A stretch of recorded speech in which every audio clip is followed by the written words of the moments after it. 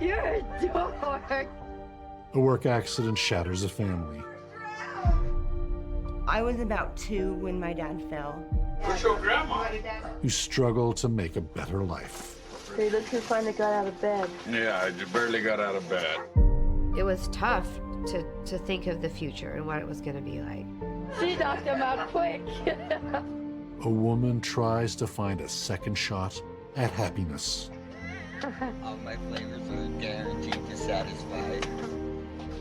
She finally was happy.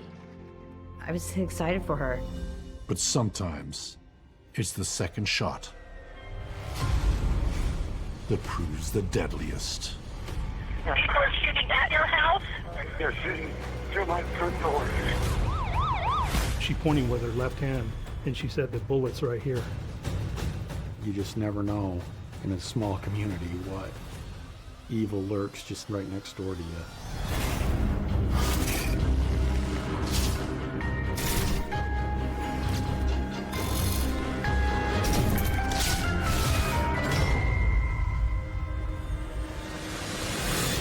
What do you got, Jordan? Let me see. Okay, this is the Christmas Eve open one present.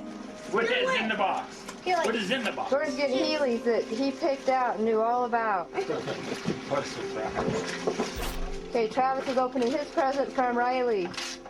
It's Christmas Eve, 2004, in Linden, Utah, at Fred Lee and wife Joy's house. No parking except for Dad. Oh. And 46-year-old Joy is videotaping a special Christmas Eve tradition with her grandsons. Okay, Riley. Usually we let them open one present. Most of the time we tried to make it be pajamas, but yeah, we let them open one present because they're all so excited about it. 6-year-old Dakota can't contain his excitement. What's Coda getting? Balls from who? From Riley. It was fun to do that. I tried to make holidays fun as possible. But not every gift is a hit with 10-year-old Riley. What is it?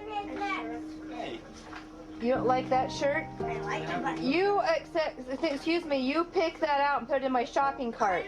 no, but I just thought it would be something else. That's Joy's husband, 50-year-old Fred. Beside him is Joy and Fred's son-in-law, Travis, and their third grandson, Jordan, aged 9. But their daughter, Jessica, isn't here. Okay, Grandpa, open Christmas that year with that video, we didn't have Jessica there, and that's why Travis was there with the boys, is because Jessica was in prison at that point. Jessica's in jail on drug-related charges. Okay, Grandpa's opening his. Whose is yours from? Jordan. From Jordan. Lee Jordan. It's the latest in a line of challenges that Joy and Fred have faced. Lee. This is an air pressure gauge. Whoa. Joy and Fred have spent most of their lives living in and around Linden, Utah, brought up in the Mormon faith. They meet in high school when Joy is 14 and Fred is 18. I was just a freshman and he was a senior. He asked me just to go get a drink at the Purple Turtle, and my mom actually let me go. And it just kind of ended up being him mostly, and I didn't really go out with a lot of other boys. Mormon high school sweethearts often get married young. He's like, well, let's just get married. We're gonna get married. 2 weeks after he finally said he was gonna marry me, then, yeah, I found out I was pregnant. Joy's family aren't happy. My parents weren't super thrilled with Fred, me dating him, because he was older and they didn't really think he was gonna amount to a whole lot. But the young couple take it in its stride. They have a traditional wedding in October of 1976. My mother was really mad at me, so she said she wasn't going to pay for our wedding. So I bought the material, and I made my wedding dress and all my bridesmaid dresses, and Fred's sister did all the flowers, and my uncle did the pictures, and we did it at the church. And by 1978, they have 2 adorable little girls. 1-year-old Jessica and baby Nicole, born in July that year. Fred gets a decent job in construction, while Joy stays home with the girls.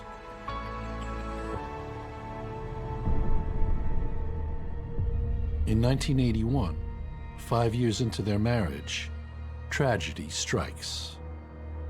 I was about 2 when my dad fell. He was building a water tank and was at the top of the scaffolding, and it just broke loose and he fell. He fell about 30 feet. He's rushed to the hospital with a fractured hip. There, he falls into a coma for a month. I remember as a kid going in and seeing him in the hospital a couple of times and not recognizing him because his face was bruised up. By then, the 26-year-old Fred has suffered some brain damage. It was tough to think of the future and what it was going to be like. It was hard to accept that he wasn't going to go back to where he was at and that I was going to have to pick up the slack. The new Fred is prone to confusion. He has severe mood swings and can't hold down a job. He would stay up like in his garage like for 2 or 3 nights, like a couple of nights with no sleep, just stay out there like solid. And then he would come in and just crash for a couple of days, just be in bed. And then he's usually really grouchy when he'd get up. He'd just be angry and want to break things. Fred loses his workers' compensation for a time because he's out looking for work. And Joy isn't sure how she's going to cope. And then she learns she is pregnant with their 3rd child, Amanda, born in January 1982. With 3 little ones and an impaired husband to look after, Joy knows she has to step up. So I had started to go to work just doing stupid jobs like rolling hot dogs, and I would have to leave my kids, and I still didn't have enough money to pay the bills. Okay, now it's recording. All right, this is from Dakota. It's just for me. Because of Fred's accident, Joy has been holding the family together. Oh, what is it? A jar. A jar of what? To make enough money to support everyone, she trains up as an X-ray technologist in 1986. Rancher cookies. Then she qualifies as an ultrasound technologist, eventually starting her own business in 1994. It was empowering, and it did give me confidence that I could do hard things and still keep it all together.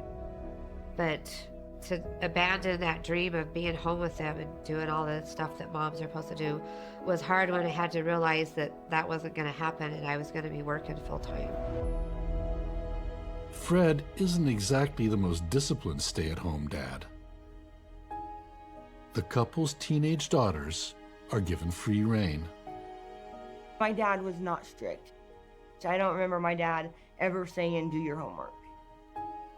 He let us get away with basically whatever we wanted.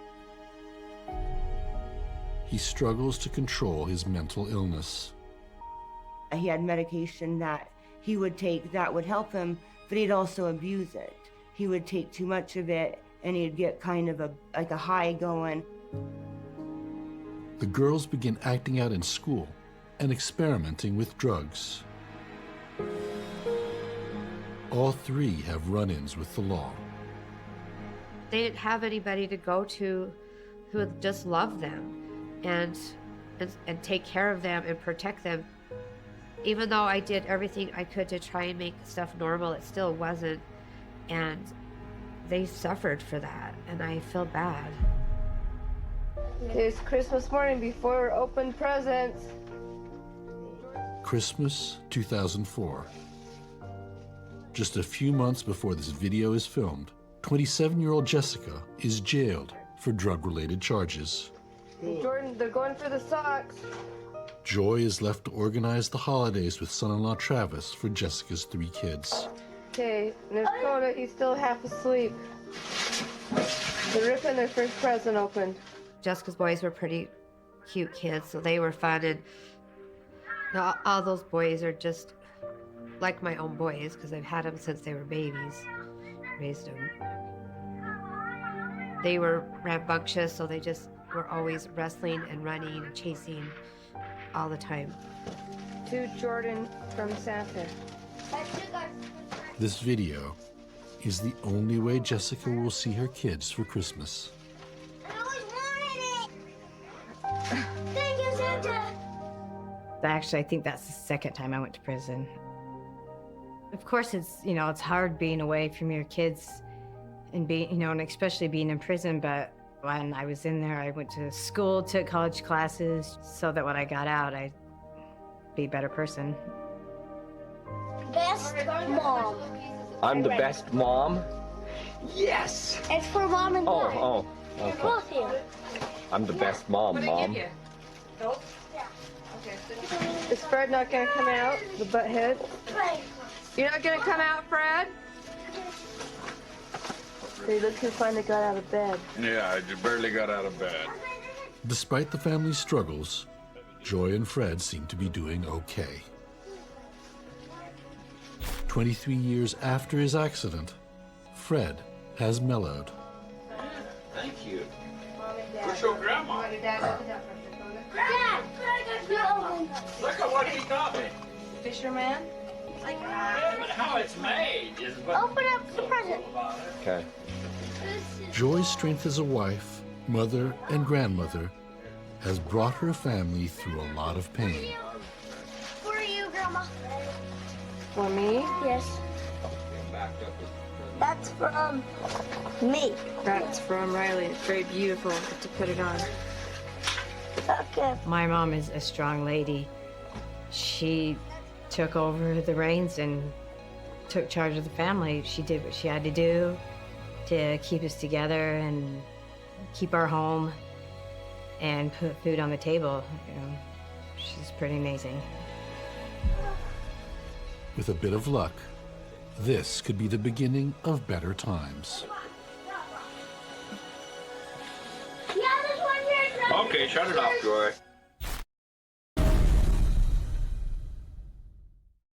Jordan. From Jordan. Lee, Jordan. Taking care of her husband's mental disabilities,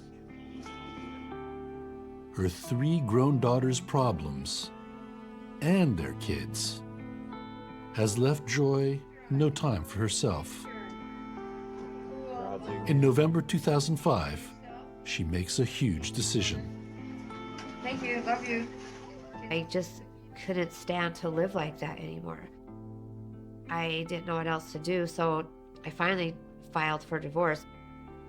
And I know Fred was shocked. He didn't think I would ask for divorce. He thought that everything was wonderful and I would stay forever. And I thought I would, but I couldn't do it anymore. Joy doesn't take the decision to leave Fred lightly. She knocked him out quick. Okay, let Grandpa here. So you just She has put her family first her whole life, but she feels now is the right time to prioritize herself. Yeah, Grandpa! You're a dork. Oh, I knocked you out first round! It's now December of 2005, and the newly single Joy films her new home. A trailer on a construction site. She still works as an ultrasound technologist. But now, she's also a real estate developer. As she files for divorce, Fred and Joy come to a new living arrangement. He keeps the house, and she gets a nearby lot of land inherited from Fred's father.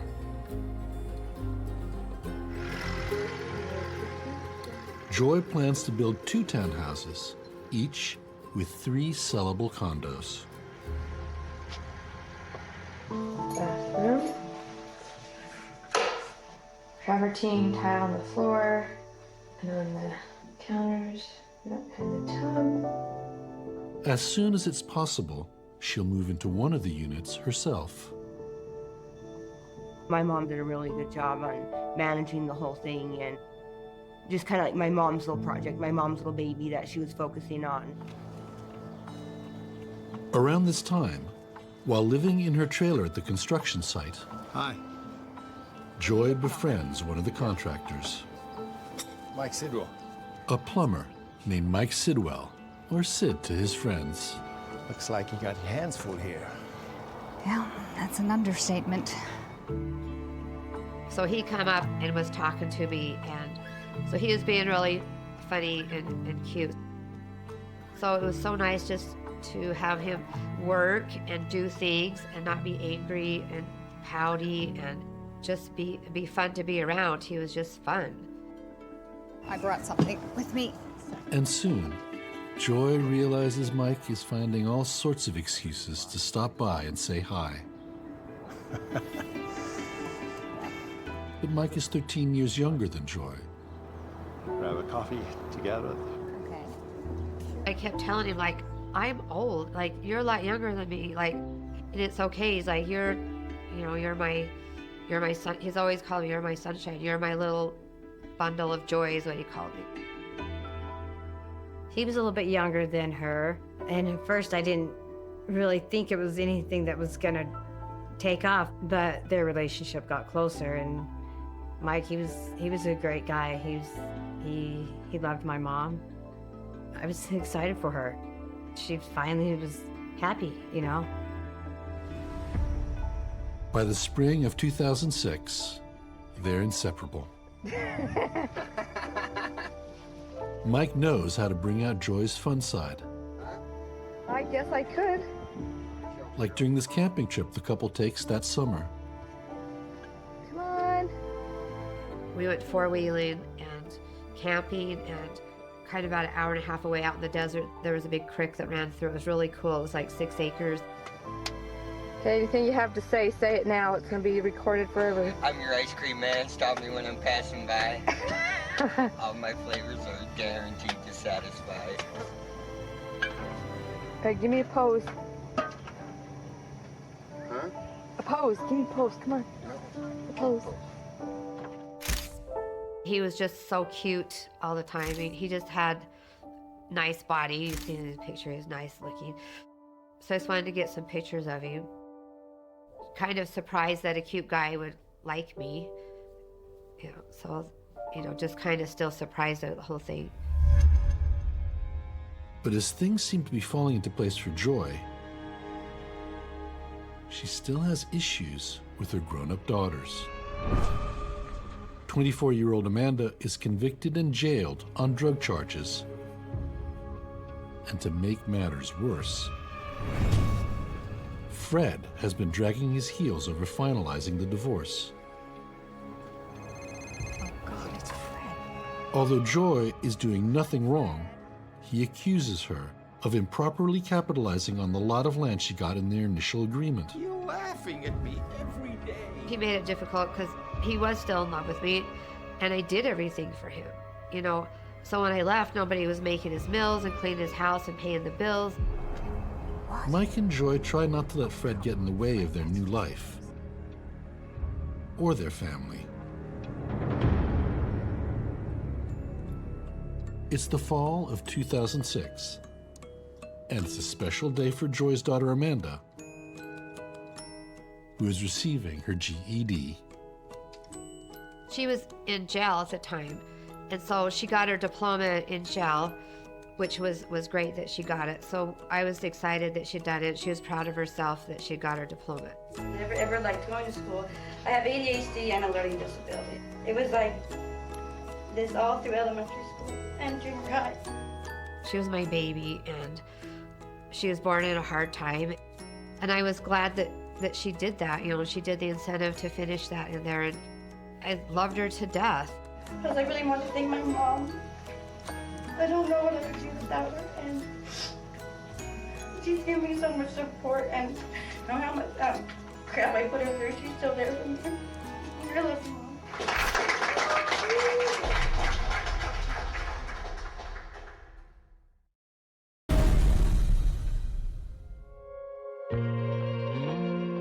It's 2007. And while Joy's youngest daughter is in and out of jail on drug charges, Hey, give me a pose. she and Mike are ready to move in together. But they won't be living alone for long. Are you gonna walk for us tonight, Naya? Come on. Come on. Come on. Because by August 2008, Amanda has a baby and is arrested again soon after. So Joy feels compelled to take in her daughter, Naya. I'd always had kids from 18 to when I got divorced, like 30 years later. And so it's the first time in my life since 18 I didn't have children to take care of. And then Naya was kind of thrown into that. You can do it without touching the couch. Come on. To Joy's relief, Mike is more than happy with the idea. Come on. Yeah, you can. Come on. He was so good with her. He never, not one time, ever complained about having her. Are you gonna walk? Huh? He missed out on raising his own daughter, Aubrey, who lived with her mother when she was young. I met my dad, Mike, for the first time. I was probably 3 or 4. I lived with my mom for majority of my life, and I would come up to northern Utah to visit my dad. So now, he seems to be enjoying this second chance at fatherhood. Naya's first balloon. My dad, he never got the chance to be a part of my younger years, and so he did get that second chance with Naya to help raise her and become her father figure. Come on. He would get up with her in the middle of the night if she was sick. He'd watch her if I need to go do something for a minute. There you go. Come on. He just rolled with it and turned into this father figure that was wonderful. Before long, Naya is turning 2. Dance, dance, dance. And then 3. Everybody say cheeseburger. And soon Mike, Joy, and little Naya are an inseparable and happy family unit. We'll put it on YouTube and it'll go viral. My mom taking Naya in and raising her was the best thing that could have happened for Naya. Naya needed a good, stable home environment, and my mom and Sid were giving it to her.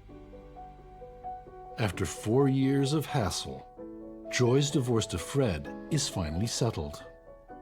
And so, in February 2011, Mike has a surprise for Joy.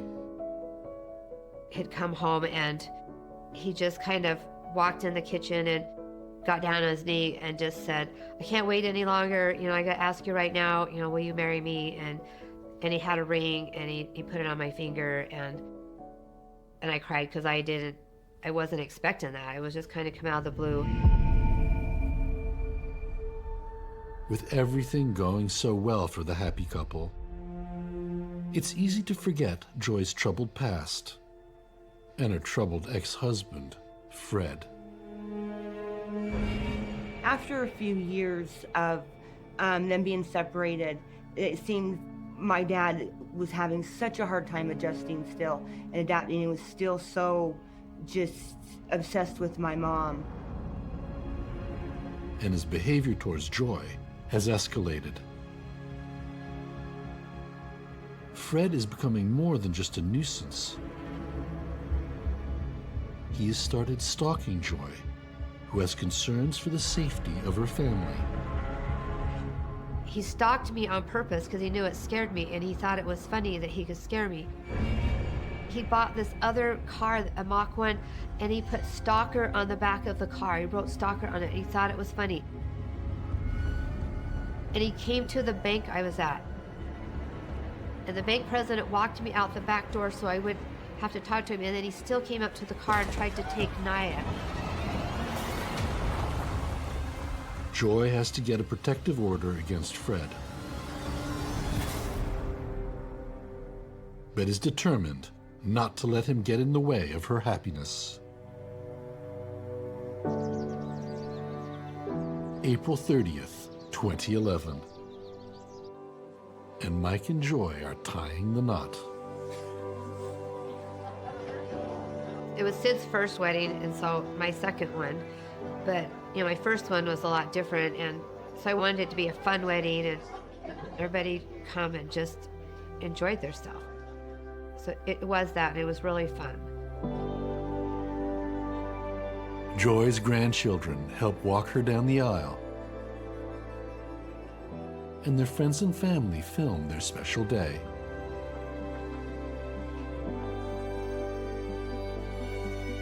We knew it was the next step in their relationship, because they was happy and everything was just falling into place for their, their new life that they was gonna begin,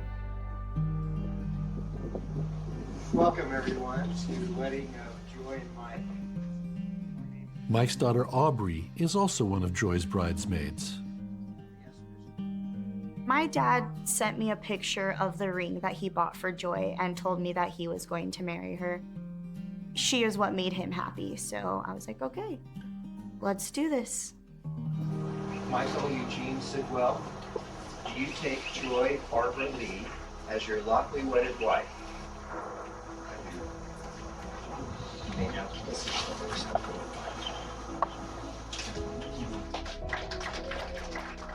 It's been a long time coming, but Mike has finally secured his Joy. And the couple is filed to get permanent custody of Naya. I wanted her to have that father for eternity.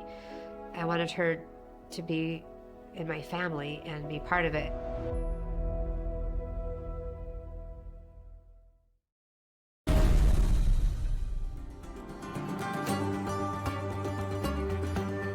It's Thursday, July 3rd, 2014. And the Sidwells are preparing for the start of a holiday weekend. 1, 2, 3, cannonball! Oh, yeah. So we were just gonna play out in the yard in the pool and have a barbecue, and the next day we'd watch fireworks. Oh. 5-year-old Naya is out visiting her Aunt Jessica for the day. I was living with my dad at that time, and I had asked my mom if I could take Naya for the day, and she said, yeah, I could take her, but she didn't want Naya to go around my dad. But I felt sympathy for my dad, so I took Naya over to spend some time with my dad while I was there, and I lied to my mom that day. Hey, Jess. That afternoon, Jessica calls and asks if she can keep Naya a little longer. Joy has a business appointment at 7:30 that evening anyway, so they agree that Jessica will drop Naya off with Mike later on. Joy leaves Mike at home alone, ready for Naya's arrival. Sid was being cute and had this pool all blown up and ready for her to play in when Jessica dropped her off. And so he was still trying to be that good dad. That evening at 8:15, Joy gets a call. Hello? Grandma? It's her grandson, Jessica's son Riley. He's calling to let her know that he and Jessica have dropped Naya off with Mike. Kind of in the middle of something. This might sound weird, but... But there's something else. Riley said, we just dropped Naya off and we seen Fred hiding behind the van. Are you sure it was him? The protective order means Fred isn't allowed to be anywhere near Joy's house. And so I immediately just ran out the door and started calling Mike. And he didn't answer. Mike.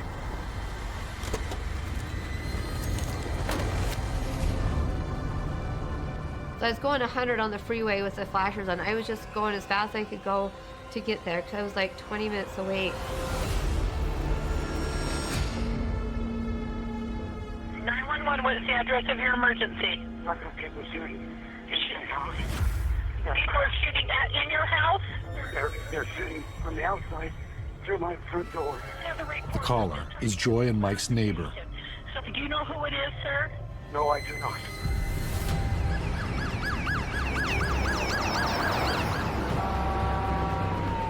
Police from all over the county respond.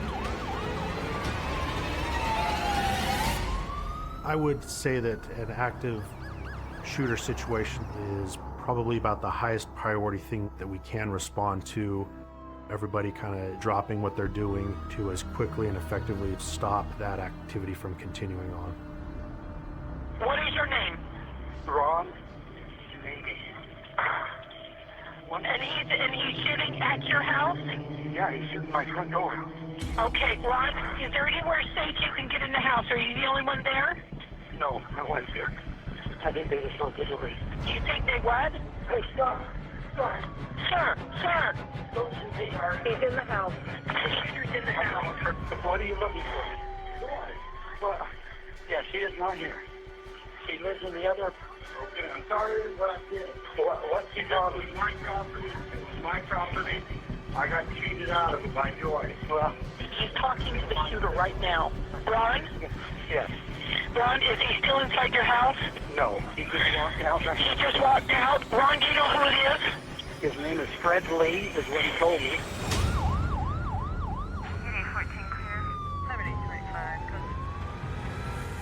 I pulled up and I retrieved my patrol rifle from my vehicle. Heavily armed officers make their way across the complex. I remember in the back of my mind thinking, we're probably screwed here. It would be very easy to be ambushed.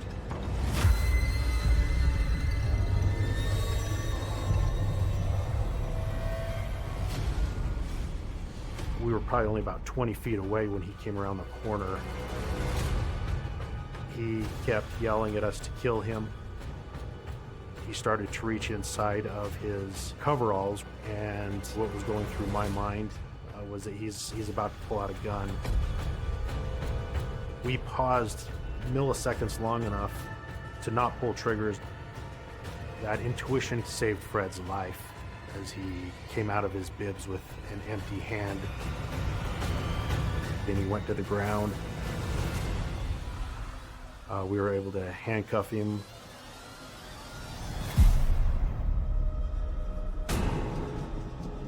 With Fred in custody, officers begin to search the housing complex. They find weapons on the lawn in front of Joy and Mike's unit. Laid out on the grass are a 12-gauge shotgun and a 9mm handgun. The door to the unit is smashed in.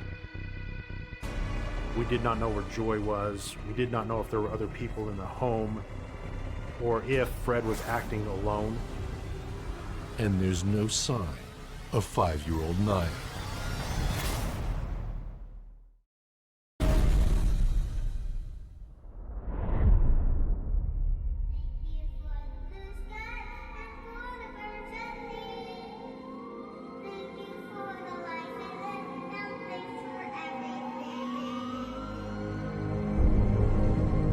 As officers search Joy and Mike Sidwell's home, they make a terrible discovery. The body of Mike Sidwell.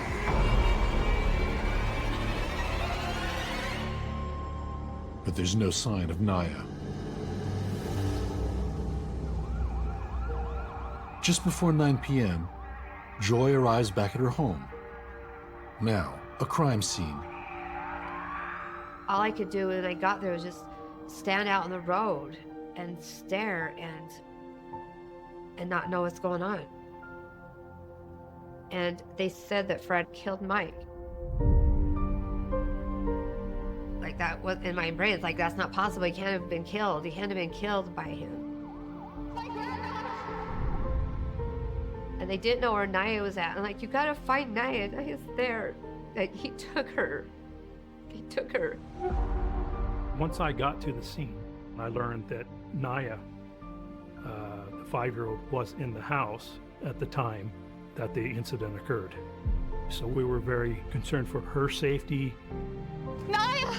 I didn't know if he had done something to her and hurt her or held her hostage or something, or if he had killed her. I didn't know.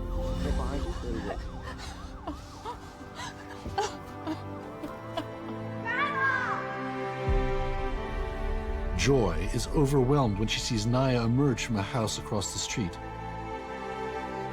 When she see me, she just clung to me. She just clung to me, and I was just so happy to see her that she was okay. So I was happy she was okay, and she was happy that I was okay. And she's just little, you know, and so she's hanging on me, you know. But then he was looking. Naya is terrified, but describes what she saw. She said that Fred had shot City in the nose, and then she pointing with her left hand, and she said the bullet's right here. Naya was able to get herself to safety. She went out the door, then she contacted the neighbor there, which I'm so grateful that they answered the door at that time for that 5-year-old little girl. After Naya has told police what she saw her grandpa do, Linden City detectives start questioning Fred. You have the right to remain silent. My role was just to let Fred kind of tell his story, which happened very easily in this case. I was gonna blow her away. If I could have found her, and then I was gonna kill myself. Because she's been driving me to commit suicide. I think Fred was almost a little proud of what he'd done. I don't believe in any of the interview he ever said he was sorry for going over there to try to take Joy's life. He begins to tell detectives exactly what happened. And I put the shotgun and the 9mm in the back of my Mustang, parked the car down there, and went and cut the lock. And then I seen Jessica was talking to somebody, and I head by my van until Jessica left, and then I walk up. Fred was very calm and collected during the interview. I had to keep telling myself, this individual just killed somebody.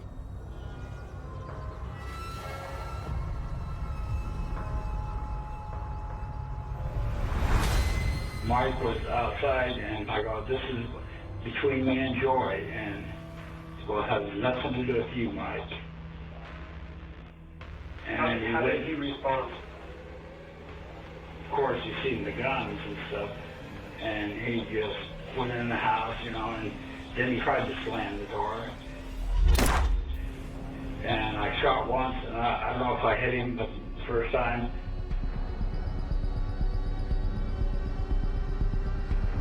And then I shot the second time. And then he drops to the ground. He was able to push the door in and make access. And he said right then he saw Naya. And it was probably less than a half an hour before this, she was at Fred's house, spending time with him, and now she's over having to witness this. I can only speculate to the irreparable damage that probably does to a child's psyche. But Fred is still on a rampage, determined to find Joy. While he searches upstairs, Naya makes her escape, running to a neighbor's house. With no luck finding Joy, Fred heads outside to continue his search and begins shooting at the other condos. Eventually, finding neighbor Ron Mabey at home. His mission was not yet complete. So I do believe that anybody that stood in Fred's way at that point would have been potential a victim in this case. But Ron has already alerted the police, and within minutes, the squad cars are approaching. Running out of ammo, Fred leaves his weapons on the lawn. I knew I was in trouble. I knew there was nothing I could do about it. And, you just know you up. Well, what can you do? I don't know that I've stared maybe a pure evil down before. That's kind of what came across to me. Fred Lee is charged with aggravated murder, assault and burglary, attempted murder, stalking, and unlawful possession of firearms. He makes a legal deal and pleads guilty to murder, aggravated burglary, stalking, and domestic violence in the presence of a child. He is sentenced to 21 years to life. The last day in court before he got sentenced, all he could say was, I wish Joy would have been more understanding. I mean, he never was sorry for it. You just never know, I guess, in a small community, what evil lurks just right next door to you. His daughters struggle to comprehend what he did. Do I forgive him? Probably not. Mostly because not only did he kill Sid, but he took himself out of our life. We needed him. Saying goodbye to Mike is the hardest thing of all. He won't ever be able to be a grandpa. He won't ever be able to walk me down the aisle. He won't ever be able to see my failures or my successes, and that's what sucks the most. Your dad's supposed to be your number one fan, and he is, but he's my guardian angel. I miss him every day. I miss his happiness, his fun, his taking care of me, and I just feel like I don't have any dreams left.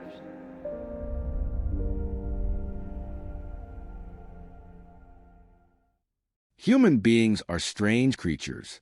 They kill for the most ridiculous reasons you could ever imagine. It is a matter of perspective, really. You look at the American dream, that picture perfect life, and you assume everything is fine. You think the white picket fence keeps the demons out. But the demons, they're already inside. They are sitting at the dinner table with you. They are tucking your children in at night. In the case of Rob and Lisa Wedby, the nightmare did not start in the dark of night.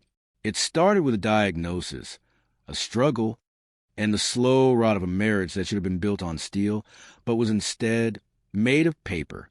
My, you have to be kidding me. It was September 1989, and the world was supposed to be bright.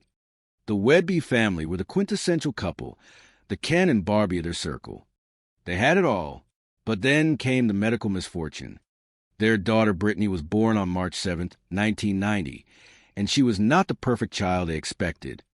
She had Down syndrome. She had a hole in her heart. She was a burden to some, but to a decent man like Rob, she was a child who needed love. To Lisa, she was a source of misery. And misery, I tell you, is a dangerous thing. It makes people do things they never thought they would do. Lisa started spending time at the church, seeking solace, or so she said. She found a friend, a music teacher named Michael Frazier. And just like that, the rot spread. The marriage turned into a farce. By June 7th, 1994, everything seemed normal on the surface. There was fried chicken on the table, but the poison was already in the well. At 1 a.m. on June 8th, 1994, Rob woke up to the smell of cigarette smoke in a house where nobody smoked. He saw a man in a stocking mask, a man with a knife. The fight was on. It was personal. It was intimate. It was meant to be fatal. Rob realized during the struggle that this was not some random intruder. This was Michael Frazier, the organist, the friend of the family, the man who was supposed to be a pillar of the community. Rob managed to survive by the grace of God and his own strength. When the police arrived, the story was a mess of contradictions. Lisa was the one who could not keep her lies straight. She claimed she did not know anything, yet she was in the room, watching her husband fight for his life. She eventually broke down, telling the truth in that cold room. "We did everything in this house," she said. "Everything." That was the moment the dream died. It was all about money. It was about a $1,500,000 life insurance policy. Greed is a powerful motivator. It can make a mother forget her own children. It can make a wife pick up a knife against her husband. Frazier got 4 years for his trouble. Lisa, she got an even better deal, a single year in jail, a bargain price for her soul. Rob was left with his children and a lifetime of questions. Why could she not just leave? Why did she have to try to kill him? I do not know. People are funny that way. They would rather destroy than let go. And that, in the end, is the true tragedy. Humans are strange creatures. They kill for the most ridiculous reasons imaginable. Greed is a parasite. It eats the soul before it eats the body. Jean Schwarzkopf was a woman who lived for the stage. With her red hair and her Thunderbird car, she was always ready for an audience. It was September 1993 in Greenwich Village, New York. Her life was a parade of parties, family, and glamour. But beneath the surface, the water was dark. There were sharks circling in Florida. And Jean, bless her heart, was vulnerable.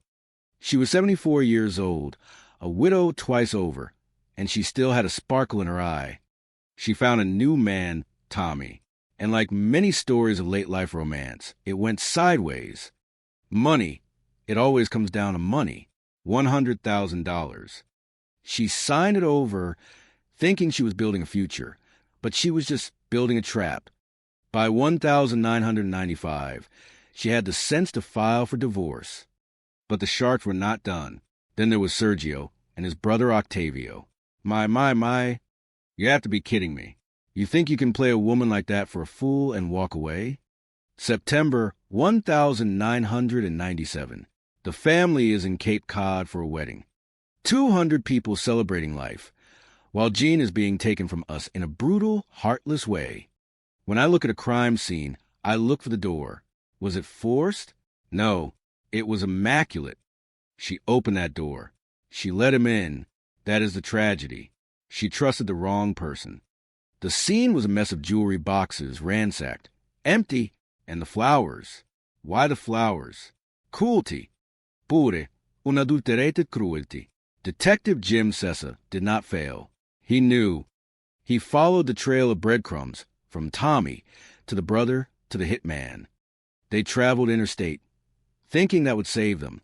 They thought the law stops at the state line. It does not. The Federal Bureau of Investigation got involved because they moved stolen property across state lines. Frankie Gugliotti got 5 years of conspiracy, but that was not enough. Murder. That is the charge that sticks. They went back to trial in Florida. First-degree murder. Life sentences. It does not bring Jean back. It does not fill the seat at the dinner table. But it brings justice. And in this business, justice is all we have to offer. I tell you, it is a sad state of affairs when a grandmother, a woman who only wanted to be loved and to enjoy the fruits of a long life, becomes nothing more than a mark for some bottom feeders. They took her jewelry. They took her life. But they did not take her legacy. Her family remembers her not for how she died, but for how she lived. She was a woman of style, a woman of substance. And the people who did this to her? They will spend the rest of their miserable lives in a cage. That is the only place for people like that. It is cold, it is dark, and it is exactly what they deserve. You look at a case like this, and you have to wonder about the nature of man. What is it that drives someone to look at a 74-year-old woman and see only profit? It is a sickness, and we are the doctors who have to cut it out. My. Life is a delicate thing. It is a shame it is so easily broken by those who have no respect for it. Human beings are strange creatures. I tell you, they kill for the most ridiculous reasons you could ever imagine. My. You think you know people, but you do not know them at all. You see, the worst monsters do not live under your bed. They live right next door, or they sleep in the same bed as you. This is a story of a man named Brandon Duran. He was like a rock star, a snowboarder, a guy who loved life, and he had a weakness, a woman, Amber Andrews. She was like a drug to him. You see, love is a dangerous thing when it is paired with the wrong kind of person. It started with what looked like undying love, but it ended in venomous hate. They had a child together, a beautiful boy named Brando. But motherhood is a tough transition for some, and Amber wanted a party. The relationship soured. They broke up. They got back together. It was a cycle of misery.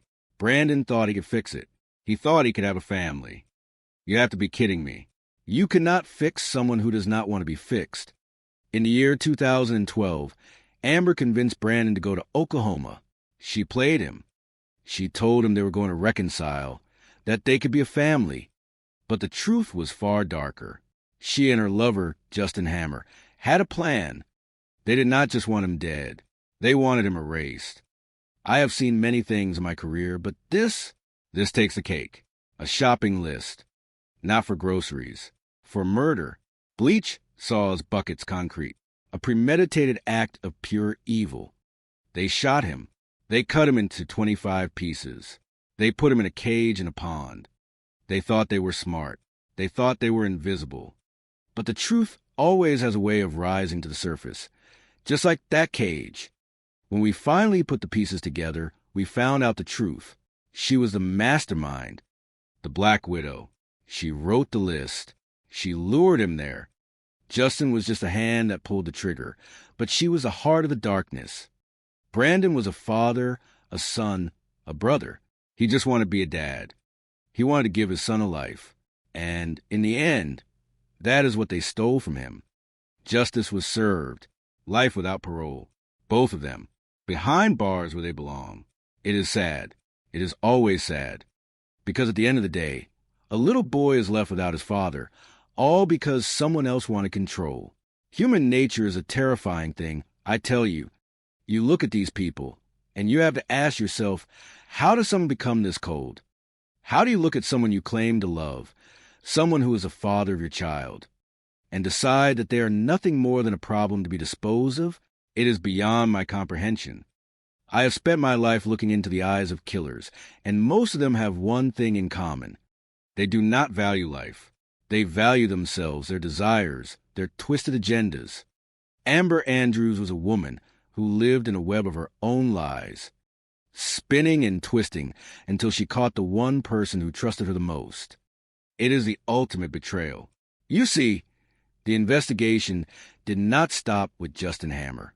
We knew there was more. We saw the handwriting on that list. It was neat, calculated, feminine. It was not the work of a man who shoots first and thinks later. It was the work of a planner. Someone who sat down and thought about how to destroy a human being piece by piece. And when we dug deeper, when we looked at the phone records, the timeline, the lies she told her friends, the picture became clear. She was not a victim of circumstance. She was the architect of a tragedy. She stood there in court, and she never once looked back. She never said a word. Why would she? She had already made her choice long before that day. And for what? Custody? Control? It is a heavy price to pay. And in the end, it gained her nothing but a cell and a lifetime of silence. I have seen the home movies.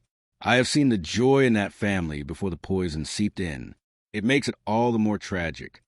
A little boy looking at the pink in the sunset, thinking it is his daddy. That is the reality of murder. It does not end with the death. It ripples out, destroying everything in its path, generation after generation. It is a scar that never fully heals.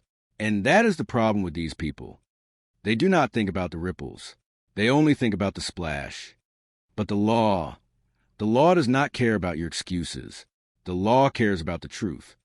And the truth found its way to Amber Andrews and Justin Hammer. They will have plenty of time to think about what they did. A lifetime, in fact, and that is exactly where they belong. Human beings are the strangest creatures on this planet. They will build a house of cards and act surprised when a gust of wind blows it down. And I tell you, I have seen it all, and yet it still manages to turn my stomach. My. You see, love is a dangerous thing when you mix it with the wrong kind of person. Someone who thrives on chaos and cannot handle the weight of their own existence. It was 1996 in Mandeville, Louisiana. A beautiful girl named Julie Meringue was celebrating her sweet 16. She was the kind of person who radiated light, a model, a good soul, someone who genuinely cared about others. And then there was George Dargis. They had known each other since grade school, intertwined lives. Families that were so close they were essentially one. But George, he was different. He had a streak, a darker edge that manifested early and never really went away. You have to be kidding me. I thought when I looked at the history of this man. He was in and out of the legal system, hooked on narcotics, a man who could not keep his own life together, let alone sustain a marriage. Julie, with that big, compassionate heart of hers, she tried. She played the part of the savior, thinking she could fix him, thinking she could love the poison out of his veins.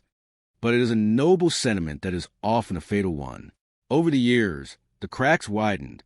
The relapse in 2004, the marriage in 2014, an inevitable spiral downward. George could not hold a job. He could not keep a clean slate. And he certainly could not let go of the control he felt he deserved. Julie finally reached her limit in 2017. She realized that you cannot save a man who is determined to sink, so she told him it was over. That was the moment, the final straw, when a man like George loses control. When he realizes the person holding his life together is walking away, he does not just let go, he lashes out. It is a pathetic display of weakness masquerading as rage. On that Saturday in December 2017, the order of the world was shattered. George went back to the house, and he did the unthinkable. He destroyed the only person who had ever truly tried to help him. When I arrived on a scene like that, you have to suppress the human in you. You have to be a machine. The evidence was everywhere, a struggle in every room, a desperate, valiant fight for life that was ultimately stolen. He left a trail of chaos, a string of burglaries, trying to outrun his own shadow, but the law always catches up. He thought he was playing the victim when they brought him in. He had the nerve to claim it was an accident, that things just fell into place. But I tell you, I have heard every lie in the book, and that is one of the most transparent ones I have ever encountered. He butchered his own life, and he butchered hers. In 2019, he finally stopped the charade and pleaded guilty. He was sentenced to life, a small consolation for a family that is forever broken. Julie Meringue did not deserve the fate that was forced upon her. She was a woman who offered a hand, and in return, she was pulled into the abyss. It is a tragedy of the highest order, and it serves as a cold, hard reminder that sometimes you have to save yourself, even if it means walking away from everyone else. Lana tries to paint a picture of an abusive husband to justify her sins. She claims she wanted to get even. She claims she put the eye drops in his water because she was angry. You have to be kidding me. A nurse, someone trained to heal, uses her knowledge to systematically torture and end a life? That is not an accident. That is not a fit of pique. That is murder. She is sentenced to 25 years in prison. Steve was stolen from everyone who loved him. And why? Greed. Money. The absence of a will. Everything went to the spouse. People are the most dangerous animals on the face of this earth. And sometimes the person sitting across the table from you is the last person you should ever trust. I have seen it all in my time, and let me tell you, the worst predators do not hide in the shadows. They sleep right next to you. Human beings are strange creatures. They kill for the most ridiculous reasons that you can ever imagine. My. You look at a man like Steve Clayton, successful, generous, a pillar of his family, and you think he has everything. He found what he thought was love with a nurse named Lana Walsh. But I tell you, appearances are deceptive. You think you know someone, but you are only seeing the mask they choose to wear. Steve moved to South Carolina to start a new life, a future on the banks of a lake, a dream that turned into a nightmare. It began with what looked like a sickness, a bit of dizziness, nausea, the kind of thing that happened to anyone, but this was no natural death. When the police walked into that house on July 21st, 2018, they found Steve Clayton dead at the bottom of a staircase, and his wife, the nurse, she was there. You have to be kidding me. A nurse, trained to save lives, watching her husband wither away. They found a mattress soaked in human filth, a clear sign that Steve had been suffering for days. Unable to move, unable to call for help, while his wife stood by. And yet, she claimed it was just a fall. It was not a fall. The coroner was confused at first, thinking heart attack because of the coloration, but the truth was in the blood. Toxicology results are a funny thing. They do not lie. They found tetrahydrozoline, the active ingredient in common eye drops. You use that to clear up red eyes. You do not put it in someone's drink. But that is exactly what she did. She poisoned him, day by day, watching him suffer, watching him fade away, while she played the role of the grieving widow. She even tried to speed up the process by cleaning out his belongings, donating his things, making sure that if he was gone, she would have everything. No will, you see, and in the state of South Carolina, that means the spouse gets it all. A motive as old as time. Greed. When the detectives finally confronted her with the truth, when the evidence left no room to hide, she cracked. She admitted to squirting that poison into his water. She claimed it was revenge for abuse, but the people who knew Steve, the people he mentored, they told a different story. He was a kind soul. She tried to assassinate his character to save her own skin, but the facts speak for themselves. She was the one who held the bottle. She was the one who watched the life drain out of him. And she was the one who tried to end her own life when she realized the walls were closing in. You look at this case and you have to ask yourself, what are we becoming? 25 years in prison, that is what she got. It is not enough for a life stolen, but it is a judgment of man. The lesson here is simple.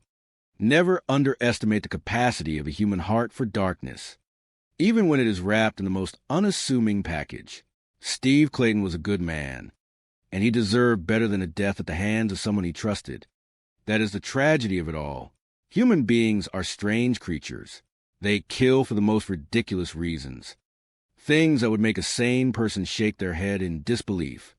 I have spent my life looking at the worst of humanity, and still, it surprises me. You see, money is no protection against a wicked heart. My, look at Steve Clayton, a man who had it all. He was generous, he was kind, and he had a soul that was larger than life. He thought he found his missing piece in Lana Walsh, a nurse, someone who was supposed to heal, not harm. You have to be kidding me. On the surface, they were the perfect couple living on the banks of Lake Wylie. It looked like something from a postcard. But underneath that pretty picture, something was rotting. It started in June of 2018. Steve gets sick. Vertigo, they said. Nausea, they said. He loses 36 hours of his life, and she is just sitting there, playing the doting wife. Then, on July 21st, the call comes into 911. Steve is dead, just like that. A successful man, gone at 52. The local officers thought it was natural, a heart attack. I tell you, a crime scene is a story, and you have to listen to the silence. The silence in that house was screaming. When his family walks into that bedroom, they find a mattress soaked in filth. A man who was a clean freak, living in his own waste for days. That is not natural. That is torture. Then the toxicology comes back, and the world turns upside down. Tetrahydrozoline, eye drops, Visine, a silent, colorless, tasteless assassin. Lana, the nurse, she knew exactly what she was doing. She was poisoning him, little by little, while she watched him wither away. She acted as if she was nursing him back to health, while she was actually helping him toward the grave. And when the walls started closing in, she tried to play the victim, claiming he was abusive. She was desperate. She tried to end it all when she realized the police were on her. You want to know what I think? I think greed is a cold thing. She wanted the money. She wanted the control. She stood there and watched a man who loved her die in agony, and she did nothing to stop it. She is not just a killer. She is a coward. 25 years in prison. It is not enough. Nothing is enough when you take a good man away from the world. Life is fragile, and some people just do not deserve the oxygen they breathe. Human beings are strange creatures. They kill for the most ridiculous reasons you can imagine. I tell you, it is enough to make you lose faith in humanity. You have to be kidding me. This is the story of Steve Clayton, a successful and generous businessman who met a nurse with a heart that seemed as big as his own. It is March 10th, 2007 in Miami. A big day for bride Rosemary Clayton and her family. She is finally marrying her love, William Leslie. Steve, her older brother, 52 years old, is walking her down the aisle. With their father having passed away 11 months prior, Steve steps into that role. He is the head of the family, a hero, a big brother who played football and wrestled in high school. He graduates with a degree in finance and builds a national company from the ground up, then retires at the age of 41. He spends his life mentoring young men and helping people find their way. He is generous with his time and his resources. Steve finds a partner in late 2009, a nurse named Lana Walsh, 12 years his junior. She strikes everyone as quiet, sweet, and very nice. Steve is a force of nature, gigantic in personality, while she is a wallflower. But Steve is convinced she is the one. They marry in November 2013 at their home in Charlotte. They move to a beautiful house on the banks of Lake Wylie. It is like something on a postcard. They are happy, or so it seems. Then, in June 2018, Steve suddenly falls ill. He complains of vertigo, nausea, dizziness. He spends 36 hours asleep, unconscious. Lana, the nurse, says he is just exhausted. But just 2 weeks later, he is throwing a 4th of July party. He seems fine. Then, on July 21st, 2018, a call comes into York County 911. Police arrive. Sergeant Day finds Steve at the bottom of the staircase. He is dead. Lana is distraught, claiming he fell because of his vertigo. But something is wrong. The coroner sees no signs of a struggle, no bruises lying next to them. I have seen all kinds of evil in my career, but the case of Steve Clayton, I tell you, it makes your skin crawl. Steve was a successful man, a businessman with integrity, who was always willing to give more than he received. He was a big brother, the hero in the eyes of his family, a man who lived with an open heart. Then he met Lana Walsh, a nurse. She struck people as quiet, sweet, a picture of peace. But you know, the quietest things are often the most dangerous. I have seen it 1,000 times. When they moved to the house on a lake in South Carolina, a place as beautiful as a postcard. It should have been the start of a happy new chapter. But death never announces itself, and this was absolutely not a natural death. The trouble began in June of 2018. Steve fell ill, dizziness, nausea, agonizing pain. Can you imagine it? A healthy man suddenly losing 36 hours of his life in a single sleep. And the wife, the devoted nurse, said she was looking after him. I tell you, that was highly suspicious. Then, the fateful day of July 21st, 2018, arrived. Steve died at the bottom of the stairs. Police units arrived on the scene, and the wife was there, playing the part of the grieving widow. Sergeant Day, he looked at the scene and initially thought a heart attack. The blue discoloration across the chest was a sign of a heart that had stopped beating. But he did not know that it was a sign of poisoning. When the family found a mattress stained yellow and smelling of human waste, they knew something was very wrong. You have to understand, Steve was a man who was extremely clean. He would never allow himself to be in that situation unless he had completely lost the ability to control himself over many days. The family demanded an autopsy, and that was the moment the truth was exposed. The toxicology report showed the presence of tetrahydrozoline. Do you know what that is? It is the main ingredient in eye drops. A harmless thing in a small bottle, but a deadly poison when introduced into the human body. Lana Clayton, a nurse, she knew exactly what she was doing. She poisoned her husband, little by little, over 3 long days. He had suffered through terrible torture, lying there, unable to move, with no phone to call for help, and she stood there, watching that process unfold. Then, at the very end, she poured the whole bottle into her husband's water, like the final dose, and then calmly went to mow the lawn so she did not have to watch the horror of his death. You have to be kidding me. That is not a nurse. That is a monster. She claimed that Steve was abusive, that she only wanted to retaliate, but we all know that was just a lie to save herself from a long prison sentence. The real motive lay in the wealth, in the money, in the fact that there was no will. If Steve was gone, everything belonged to her. Lana Clayton was sentenced to 25 years in prison. She almost got away with it, if not for the persistence of the victim's family. A case about betrayal, about greed, and about a perpetrator who thought she was smarter than the rest of us. But evil, no matter how sophisticated it is, will eventually have to reveal itself. That is the bitter lesson we learn. And I believe that there is no punishment sufficient for the 3 days of torture that Steve Clayton had to endure. Human beings are strange creatures. They kill for the most trivial reasons imaginable.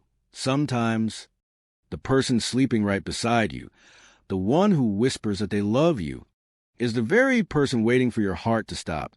It is a cold reality. My. You have to be kidding me, right? But the truth does not care about your feelings. It only cares about the facts. Consider the case of Steve Clayton, a man who built his life from nothing. He was a businessman, a mentor, a man who loved his family with a ferocity that was rare. He retired at 41, a year later than he planned, but still ahead of most. He was the guy who could light up a room. He played games with the kids. He hugged his sister. He was a heartbeat of that family. Then he met Lana Walsh, a nurse, quiet, sweet, a wallflower. People always say, look out for the loud ones. I tell you, you better keep your eyes on the quiet ones. They are the ones who are listening. They are the ones who are calculating. We are talking about 2018, a year that would end in tragedy. Steve, a man who was always in motion, suddenly starts feeling like he has vertigo, nauseous, dizziness. He spends 36 hours in bed, losing time, a nurse by his side. Yet he gets worse. Nobody suspects the person who is supposed to be caring for you. It is the perfect crime. Or so she thought. On July 21st, 2018, the call comes in. Steve is dead at the bottom of the stairs. A fall, they say, a natural death. The coroner thinks at first, but when you look closer, the story starts to unravel. The mattress was soaked in filth. A man who was a clean freak, living in his own waste for days. That does not add up. The family knew. They smelled it. Literally, the stench of human misery. They pushed for an autopsy. They pushed for toxicology. And that is where the mask slipped, tetrahydrozoline, the stuff in eye drops. Something that makes your eyes clear but stops your heart if you drink it. It is colorless, odorless, and tasteless. A silent killer. She gave it to him in his water, in his coffee. Over and over again, slowly, systematically. She did not want him to just die. She wanted to destroy him. She claimed he was abusive. She claimed she was the victim. That is the oldest trick in the book, is it not? Deflect, project, survive. But the evidence told a different story. She cleaned out his closet, his jewelry, his life, before his body was even cold. She knew exactly what she was doing. She was not just a nurse. She was a predator. She tried to end her own life when the walls closed in. But we got her. 25 years is enough for a life stolen. No, but it is justice. Money is no protection. Love is no guarantee. Sometimes the end comes not from a stranger in the dark, but from the person you invited into your home. It is a cautionary tale. It is life. And it is a reminder that in this line of work, the only thing you can trust is the evidence. Because people, they will lie to you, they will cry for you, and they will try to kill you, all while holding your hand. Human beings are strange creatures. They kill for the most ridiculous reasons you could possibly imagine. My. You have to be kidding me. I tell you, evil does not always have a face that sneers. Sometimes it has a face that smiles, nurses you with a steady hand, and hides a bottle of eye drops in its pocket. Take the case of Steve Clayton, a man who was everything a big brother should be, a man who built a life on generosity and hard work, a man who thought he had finally found his happy ending with a nurse named Lana Walsh. When a man like that falls ill, you expect it to be a tragedy of nature. But when that illness looks like a systematic dismantling of a human being right in his own bedroom, you stop looking at the coroner report, and you start looking at the people standing over the body. You have a wife who claims it is just vertigo. You have a story about a missing cell phone. And you have a mattress soaked in the evidence of a man who could not even get up to save himself. It smells wrong, quite literally, and the stench of decay in that bedroom was the first sign that this was not a heart attack, but a long, slow, agonizing execution. When you look at the toxicology report and see tetrahydrozoline, the active ingredient in something as common as eye drops, you realize you are dealing with a person who did not just snap, but one who calculated exactly how to turn a household item into a lethal weapon. She was a nurse. She knew the physiology. She knew what it would do. And she sat there and watched it happen while she mowed the lawn to avoid the sound of the final act. I tell you, the sheer audacity of someone claiming to be a victim of abuse while systematically poisoning their spouse to secure an inheritance without a will is enough to make your skin crawl. You think you know people, but sometimes you're just waiting for the truth to be buried under the lies. And in this case, the truth was hidden in a bottle of eye drops. It is a cautionary tale, if there ever was one, because at the end of the day, greed is a poison that affects the soul long before it ever touches the body. And this woman turned her own home into a tomb for the man who loved her. After the initial report claimed natural causes, the family had to fight for the truth. They had to demand the toxicology, and that is where the mask slipped. She thought she was clever. She thought she could cover her tracks. But the chemistry does not lie. The science does not have an agenda. It just tells the story of how she spent 3 days turning her husband into a ghost in his own house. She was sentenced to 25 years, but for the family who loved him, for the friends who knew the real Steve, that is not justice. That is just a number on a piece of paper. And yet, this is the reality of the business we are in. You see the worst of humanity. You see the lies they tell to justify the unjustifiable. And you realize that the most dangerous weapon is not a gun or a knife. It is the person you let into your home because you believe they love you. I tell you, it stays with you forever. My. You see, people are strange creatures. They kill for the most ridiculous reasons you could ever imagine. Greed, spite. It is a poison that rots the soul. Steve Clayton was a man who had it all. He was a successful businessman, a generous mentor, a hero to his sister Rosie. He lived his life with open arms. Then he met a woman, Lana Walsh, a nurse, a profession dedicated to saving lives. But in this house, on the banks of Lake Wiley, she chose to end one. You have to be kidding me. She poisoned him with eye drops. Tetrahydrozoline, a substance meant for eyes, not for human consumption. It is colorless, odorless, tasteless. The perfect weapon for a coward. I tell you, it makes me sick to my stomach. She let him suffer for 3 days. 3 days of misery while she played the grieving wife, cleaning out his closets, donating his clothes, acting as if she had lost everything. When the toxicology report came back, the truth stared us right in the face. It was not a heart attack. It was murder, calculated, cold, deliberate. And the most infuriating part? She almost got away with it. If it were not for a family that refused to take no for an answer, if they had not demanded an autopsy, she might still be out there. She tried to frame him as an abuser. She tried to play the victim. But in the end, the evidence does not lie. She was sentenced to 25 years. A drop in the bucket, compared to a life stolen, a life of joy, of laughter, of kindness. It is a tragedy, plain and simple, and it happens far more often than you think. On March 10th, 2007, Steve celebrated his sister's wedding. He was 52 years old when he met Lana. He hoped to retire at 40, but he missed it by 1 year. They moved to North Carolina in 2009.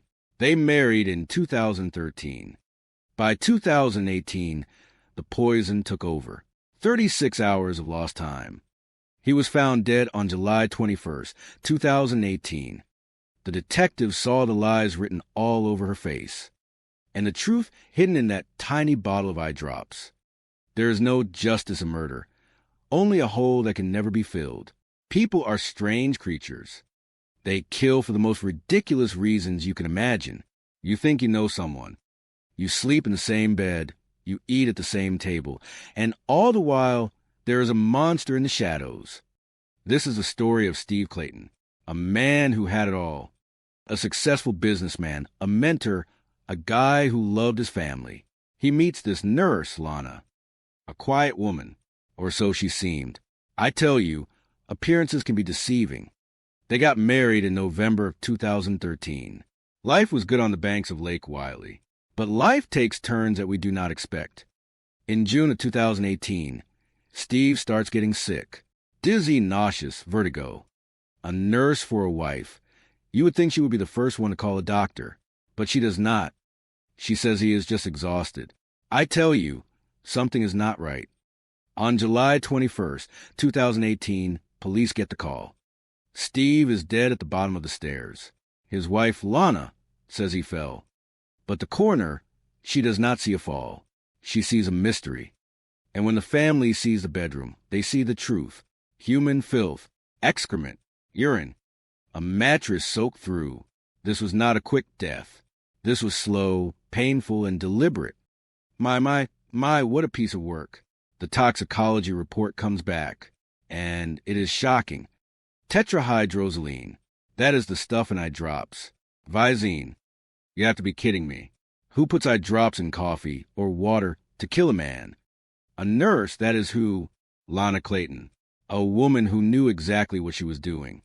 She poisoned him, little by little, over 3 days. She watched him suffer. She watched him wither away. And why? Greed. Money. The absence of a will meant everything went to her. She thought she was smart. She thought she would get away with it. But she was just cruel. After she confessed, she tried to take her own life. But she failed. She was sentenced to 25 years in prison. She called it voluntary manslaughter. I call it murder. A man was stolen from everyone who loved him. Steve Clayton did not deserve to die this way. Nobody does. That is the thing about murder. It is final. There is no coming back from it. And for people like Lana, there is no redemption. Just cold, hard prison walls. And the truth, which always has a way of coming out, no matter how hard you try to bury it. My. You see, people are strange creatures. They kill for the most ridiculous reasons you can imagine. Greed is a funny thing. It makes monsters out of ordinary people. We are talking about Steve Clayton, a man who had it all. He was a successful businessman, generous to a fault, and deeply loved by his family. He met a nurse named Lana Walsh in 2009 and thought he had found his soulmate. They married in 2013 and built a life on the banks of Lake Wylie. It was supposed to be a fairy tale. But behind the closed doors of that beautiful home, something was festering. In June of 2018, Steve suddenly falls ill. Vertigo, they said. Dizzy, nauseous, vomiting. A nightmare for any man. His wife, a nurse, claims to be caring for him, but the reality was far more sinister. Then comes July 21st, 2018. A call to 911. Police arrive and find Steve dead at the bottom of a grand staircase. The scene does not match the story. The mattress in the master bedroom is soaked in filth. A man like Steve, who was meticulous and clean, would never live in his own waste for 36 hours. And then there is the money. There is no will. In the state of South Carolina, without a will, everything goes to the spouse. Lana stands to inherit it all. The family is suspicious. They push for answers. The initial autopsy is inconclusive. pointing toward a heart attack. But the toxicology report tells a different story. Tetrahydrozoline. You have to be kidding me. That is the active ingredient in eye drops like Visine. People think it is just for red eyes. In high doses, it shuts the central nervous system down, and it will kill you. The detectives dig deeper. They find that Lana, a trained nurse, had been poisoning her husband little by little, day after day. He was bedridden, unable to move, unable to reach his phone, while she watched him suffer. She finally confessed to putting the substance in his water. She claimed it was because he was abusive, that she was just trying to get even, an eye for an eye. A nurse who does not heal, but harms. She was sentenced to 25 years in prison. She almost got away with it. If the family had not pushed for that toxicology report, we would have called this a natural death and closed the file. But the truth has a funny way of coming to the surface. I tell you, you cannot trust everyone who smiles at you. Sometimes the person sitting across the dinner table is the one you should be worried about the most. It is a tragedy, plain and simple. A good man, a generous soul, taken by someone he trusted with his life. And for what? For money. It is a story as old as time, and it makes me sick to my stomach. Justice was served, but that does not bring Steve back. It just proves one thing. You never really know who you are living with until it is too late. People are strange creatures who kill for the most ridiculous reasons that you can ever imagine, and sometimes a monster in a house is not the one you would ever expect to see wearing a mask, because the most dangerous weapon is not a gun or a knife, but the quiet hand that pours the poison into a glass of water when you are not looking. Let me tell you about Steve Clayton, who was a man who had everything. A successful businessman who built a national company from the ground up, a man who mentored the youth and gave back to his family and truly lived life with a spirit that was bigger than the room he stood in. He was a man who loved deeply, and he found a woman named Lana who appeared to be everything he was looking for, a quiet and sweet nurse who seemed to balance his boisterous energy, and they built a life together, moving to a beautiful home on the banks of a lake in South Carolina that looked like a postcard. But the rot was hidden inside the walls of that perfect house. In June of 2018, Steve started to get sick, feeling dizzy and nauseous, suffering from vertigo. Or at least that is what he thought was happening, because he was being taken care of by the woman he trusted with his life. You have to be kidding me. To think that someone could sit there and watch a loved one wither away and do nothing while they were the ones causing the suffering. He started losing hours, lying in a bed that was soiled because he was too sick and too weak to move, and he was being poisoned slowly with tetrahydrozoline, a common ingredient in eye drops that is not meant to be swallowed, but in the right dosage, it shuts down the central nervous system and leads to a heart attack. I tell you, it is chilling to think about it because the poison is colorless and odorless and tasteless, the perfect tool for a cold-blooded killer. When he finally passed away, they called it a natural death, a heart attack, because that is what it looked like on the surface, but his family knew better. They knew that something was fundamentally wrong, because Steve was a man of order, and he would never have let himself live in that kind of filth. When the toxicology report came back, the truth came out like a bolt of lightning, lethal levels of poison in his system, and the investigation turned on its head because suddenly the mourning widow was not a victim. She was the perpetrator. I tell you, it is a sad state of affairs when you realize that she did not just poison him once.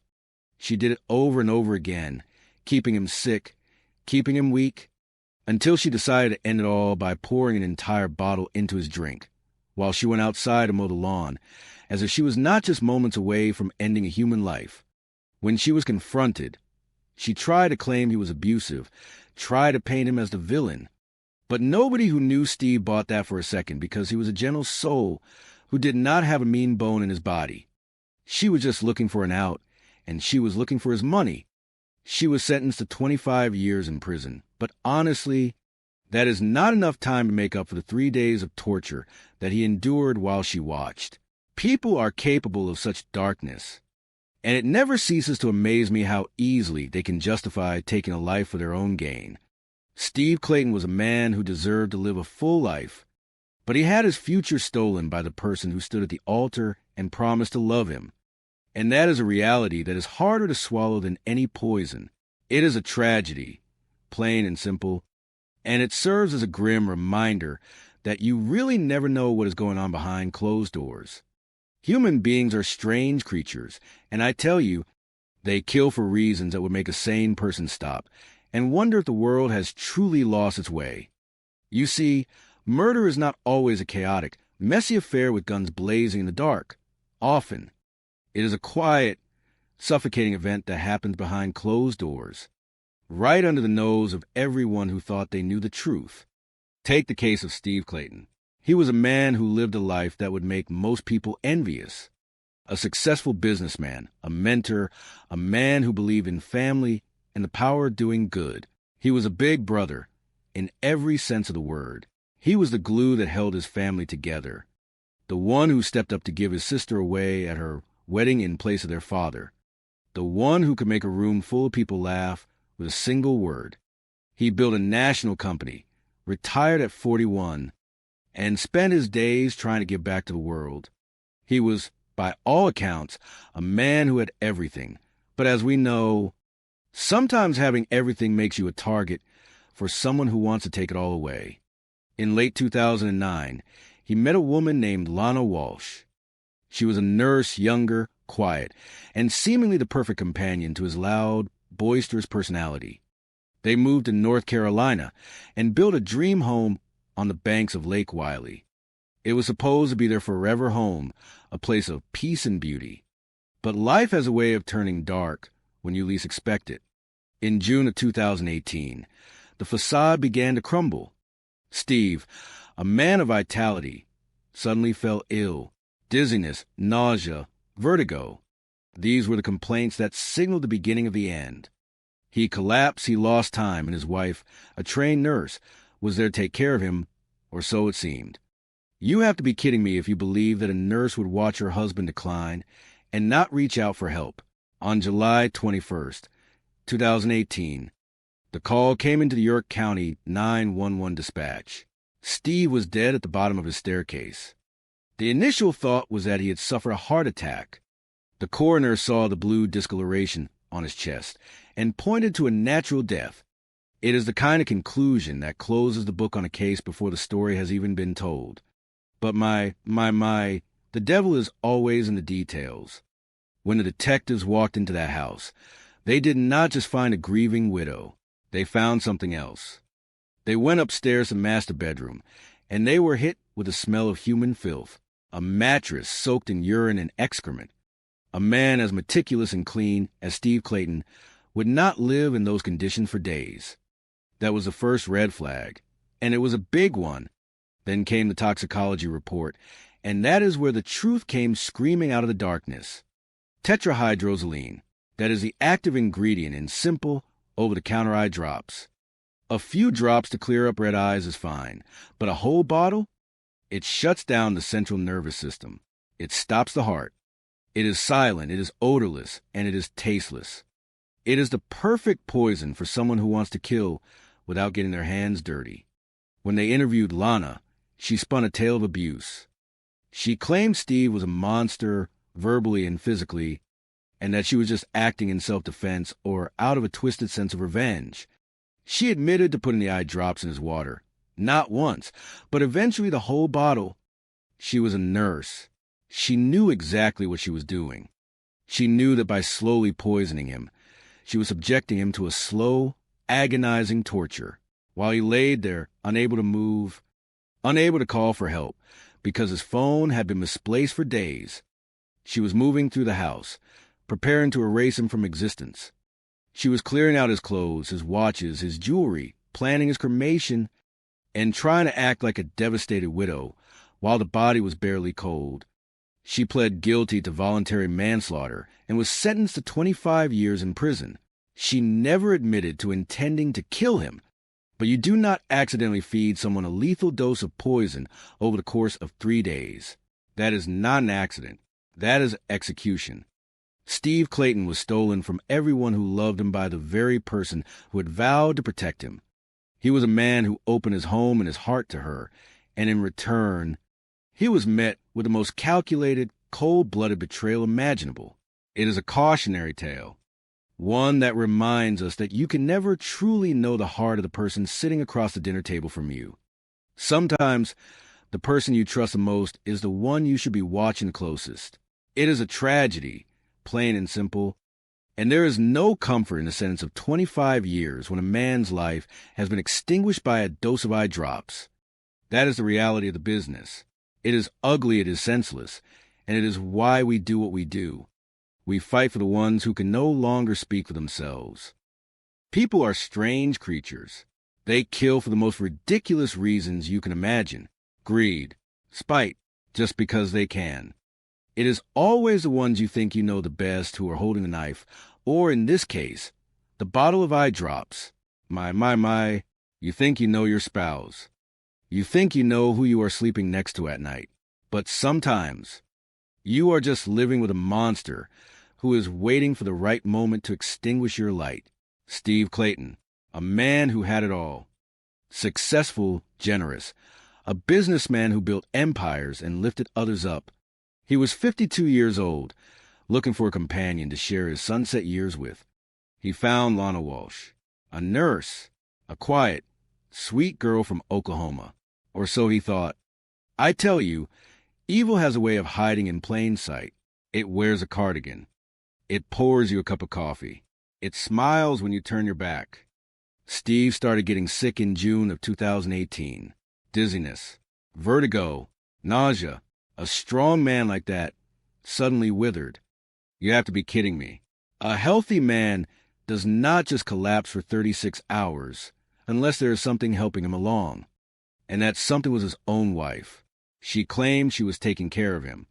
She was a nurse, she said, but the mattress, the bed where he lay dying, it was soaked in filth. That is not care. That is torture. That is watching a man decompose while he is still breathing. July 21st, 2018. Steve is gone, found at the bottom of the stairs. Lana cries, says he fell, says he was sick. The police, they look at the scene. No sign of a struggle. Maybe it is natural, they think, a heart attack. The color of his face, the blue tint on his chest. It looks like a heart attack. But you have to dig. You have to look under the rocks. When the toxicology report came back, it did not say heart attack. It said tetrahydrozoline. Eye drops, a simple little bottle you buy at the drugstore. Ingest enough of it, and it shuts your system down. It stops your heart. It makes you suffer for days. Detective Motes did his job. He asked the questions. Lana, she finally broke, admitted she squirted the whole bottle into his water. She claimed he was abusive, that she wanted revenge. A lie, a pathetic, desperate lie. She just wanted the money. She wanted the life without the man. She was a nurse.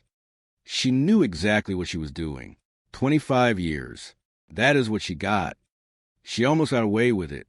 She would have, if not for a suspicious family who demanded an autopsy. People will kill for money. They will kill for nothing at all. And the worst part is, they're often the ones sitting at the dinner table with you. The world is a dangerous place. Human beings are strange creatures. They kill for the most ridiculous reasons you can imagine. Money, jealousy, greed. Sometimes it is just because they can. You have to be kidding me. You look at a man like Steve Clayton. He was successful. He was generous. He was a mentor. He was a hero to his family. He met a nurse, Lana Walsh.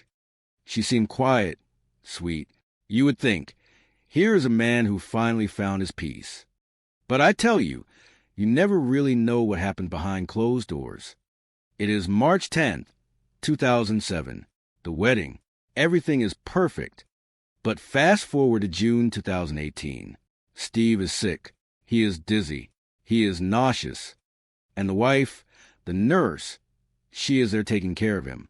Or so she says. July 21st, 2018. The call comes into York County. Steve is gone. Dead. At the bottom of the stairs. Lana says it was a fall. She says it was vertigo. But something does not sit right. You walk into that house. You see the scene. You have to trust your gut. The coroner says heart attack. Maybe it looks like that, but I have been doing this long enough to know when something is off. The mattress, the smell of urine. A man like Steve, who was meticulous, he does not live in his own filth for days. The family knows. The investigators know. Then the toxicology comes back, and that is when the floor drops out. Tetrahydrozoline, Visine, eye drops. You have to be kidding me. Who poisons a man with eye drops? It shuts down the organs. It causes a slow, agonizing death. Lana says he was abusive. She tries to paint him as the villain, but the evidence tells a different story. The bottles, the confession, the cold, calculating nature of the act. She wanted the money. She wanted the life without the man, and she almost got away with it. If not for persistence of the family, if not for the autopsy, she would have walked free. It is a tragedy, I tell you. A man who gave so much, taken by a person who claimed to love him. That is the definition of a monster. People think they are smart, but they always leave a trace. They always talk too much, and in the end, the truth always comes out. My, people are strange creatures. They kill for reasons so petty, so stupid. You have to wonder if they even understand the value of a single heartbeat. You think you know someone. You sleep in the same bed, you share a mortgage, you hold hands, and all the while, someone is measuring your life against a bottle of eye drops. It is disgusting. Look at Steve Clayton, a man who built something from nothing, generous, kind, a pillar for his family. He was a successful businessman who retired at 41, a man who loved his family and wanted to give back. Then he meets Lana, a nurse. On paper, it looks like a match. But in my business, paper never tells the whole story. I tell you, things start to rot from the inside out. It was March 10th, 2007, when Steve walked his sister down the aisle, a proud brother filling his father's shoes. But life moves on, and 3 years later, in 2009, Steve moves to North Carolina and finds his Lana, a nurse, 12 years a junior. Everyone thought it was a fairy tale. But the thing about fairy tales is they often hide a nightmare behind a smiling mask. By the time they married on that lovely day in November 2013, Steve thought he had found his missing piece. But the cracks started to show in June 2018. Steve, a man who loved the outdoors, suddenly falls ill. Vertigo, nausea, a headache. He loses 36 hours of time.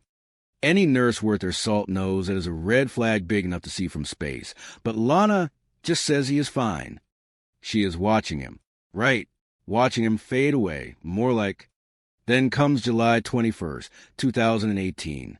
The phone rings. Police arrive, and there is Steve at the bottom of the stairs, dead. The coroner, God bless them, looks at the body and thinks, heart attack. The skin discoloration, the sudden collapse. It looks natural. That is exactly what she wants you to think. But then the family gets involved. And thank heavens for family. They go to the bedroom, and they notice the smell. Human filth. A mattress soaked through. This was not a sudden accident. This was a slow, agonizing process. Steve was a clean man, a meticulous man, an accountant who lived his life in order. He would not have lived like that. They get the toxicology report. Tetrahydrozoline, the active ingredient in eye drops. Who uses eye drops to kill a man? A coward? A monster? You have to be kidding me. The level of that toxin in his system was lethal, plain and simple, and the audacity, the absolute arrogance to claim he was abusing her when she was the one methodically poisoning him day after day in his own home. She squeezed that bottle into his water while he was too weak to even get to the phone. She thought she was smart. She thought she could take his money and his life and just walk away. But she did not count on the truth being as stubborn as it is. 5 weeks later, she is sitting in that interview room, and the walls start closing in. She confesses to the poisoning, tries to paint it as a petty revenge for some imagined abuse. But we know better. 25 years. Is that enough? I tell you, it is never enough for a life stolen by someone who is supposed to love it. But that is the nature of the beast. Greed, malice, and a complete lack of humanity. Steve Clayton was stolen from everyone who loved him, not by a natural cause, but by the very person he trusted with his life. That is the truth, and that is all that matters. Human beings are strange creatures. They kill for the most ridiculous reasons you could imagine. I tell you, you have to be kidding me if you think you can get away with murder. But people try, and they usually fail because the truth has a funny way of bubbling to the surface. This is a story of a successful and generous businessman, Steve Clayton, and a woman he thought was his salvation. March 10th, 2007, in Miami, is where it starts. A big day for bride Rosemary Clayton and her brother, 52-year-old Steve Clayton. Steve, he was a guy who made it. He started a company, became a national success, retired at 41, and spent the rest of his time giving back. He was the guy who could light up a room. But everyone has a weakness. For Steve, it was the search for love. In 2009, he moves to North Carolina and finds Lana Walsh, a nurse. Younger, quiet, seemingly sweet. A stark contrast to Steve, but he was all in. They marry in November 2013 and build their dream home on the banks of Lake Wylie. Everything looks like a postcard. But then June 2018 hits. Steve gets sick. Vertigo, they said. Nausea. He collapses, loses 36 hours of time. His wife, the nurse, is there to take care of him. Or so we think. The smell of human filth, the urine-soaked mattress, the missing phone, things that do not add up for a man who is supposed to be recovering. On July 21st, 2018, Steve is dead, found at the bottom of the staircase. The initial call suggests a heart attack, a natural death. The coroner sees the color of his face, the blueness, and leans toward a cardiac event. But the family, they know better. They demand answers. They get an autopsy. The toxicology report comes back, and it is not a heart attack. It is tetrahydrozoline. That is the active ingredient in eye drops like Visine. You have to be kidding me. Someone pours eye drops into a grown man's drink and kills him? That is exactly what happened. It is colorless, odorless, and tasteless. A perfect poison for a coward. The detectives find the Visine, and the truth starts to unravel. Lana Clayton claims abuse, says she was on eggshells. But that is the oldest excuse in the book for someone who gets caught with their hand in the cookie jar. She confesses to putting the entire bottle into his water. A slow, agonizing death over 3 days while she sat there and watched. She tried to end her own life when the heat turned up, but she survived to face the music. 25 years in prison. She took a plea for voluntary manslaughter, but do not let that fool you. This was a calculated execution for money, for the estate, for the life that Steve built. She was not a nurse. She was a monster. Steve Clayton was a good man, a generous man, and he was stolen from everyone who loved him. It is a tragedy, plain and simple, and it reminds us that the people closest to us are sometimes the ones we should fear the most. People are strange creatures. I have seen many terrible things in my career, but humans usually kill for the most ridiculous reasons you could ever imagine. You look at a man who is successful, a hero in the eyes of his family, and then in one split second, it is all gone. This is the story of Steve Clayton. Steve was a wonderful man, a successful businessman who retired when he was only 41 years old, dedicating his life to helping others and caring for his family. Then he met Lana Walsh, a nurse 12 years his junior. Everyone thought she was a sweet and quiet woman, a wallflower if I ever saw one. But I tell you, the most dangerous people are the ones who never show their true colors. Everything seemed perfect until June 2018, when Steve suddenly fell ill. Dizziness, nausea, fainting. His wife said it was vertigo, that he just needed rest. But think about it. Do you believe that? A healthy man loses 36 hours of his life just because of some common dizziness? And then on July 21st, 2018, Steve died right at the bottom of the stairs. Police arrived on the scene, looked at the body. There were no signs of a struggle, and the death looked like a natural one. But death is never natural when greed gets involved. Lana said he fell, that she tried to save him. But the truth lies in the details that the killer never accounted for. The family found the mattress on the bed, soaked with filth. Do you understand what that means? A successful, clean man was abandoned in his own room, lying on top of filth for many days. That was not the care of a nurse. That was a slow execution. The family was suspicious, and they demanded an autopsy. The results made your blood run cold. Tetrahydrozoline, that substance is in eye drops. You know, the stuff you use to whiten your eyes when you are tired. But when it enters the human body, it slows down the central nervous system, and it kills you. Lana, a nurse, knew this perfectly well. She confessed to putting the drops into the water of Steve. She said she did it because she was angry. You have to be kidding me. She wanted to take everything. She wanted his life. She wanted to seize his assets without a will. She failed, but the price paid was the life of an honest man. She was sentenced to 25 years in prison. Justice was served, but that pain, that loss, can never be filled. They say money cannot buy happiness, but it can certainly make some people do the unthinkable. It was a heartbreaking case, and I can only tell you that you should never trust appearances, because darkness is always hiding right in the house you call your home.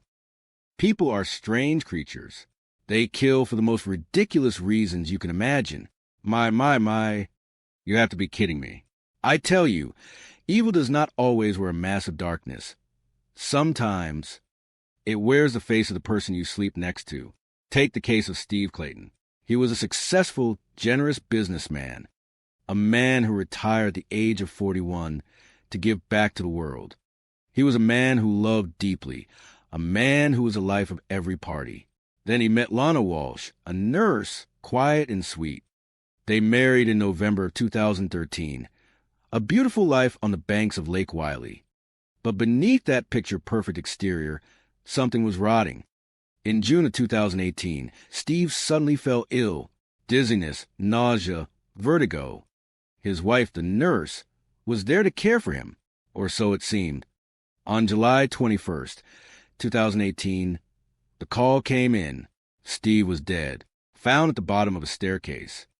Initially, the scene suggested a natural death, perhaps a heart attack, but the family knew better. They found a mattress reeking of human waste, proof that Steve had been incapacitated and neglected for days, left to die in agony in his own home. That was the first red flag. Then came the toxicology report. It revealed high levels of tetrahydrozoline, the active ingredient in eye drops. It is colorless, odorless, and tasteless, a poison for the unsuspecting. Lana had been dosing him day after day, while he lay there helpless, unable to reach a phone. When the walls closed in, she finally confessed, trying to frame it as retaliation for abuse. But the people who knew Steve laughed at the absurdity. He was a gentle soul. This was not about abuse. This was about money. With no will, everything went espoused. 53-year-old Lana Clayton was sentenced to 25 years in prison. She thought she was clever, playing the role of the grieving widow while she emptied his closets. She almost got away with it, too. If that autopsy had not happened, Steve would be just another statistic. But truth is like a weed, always finds a way to break through the concrete. It is a tragedy, one that leaves you cold, reminding you that sometimes the monsters we fear the most are the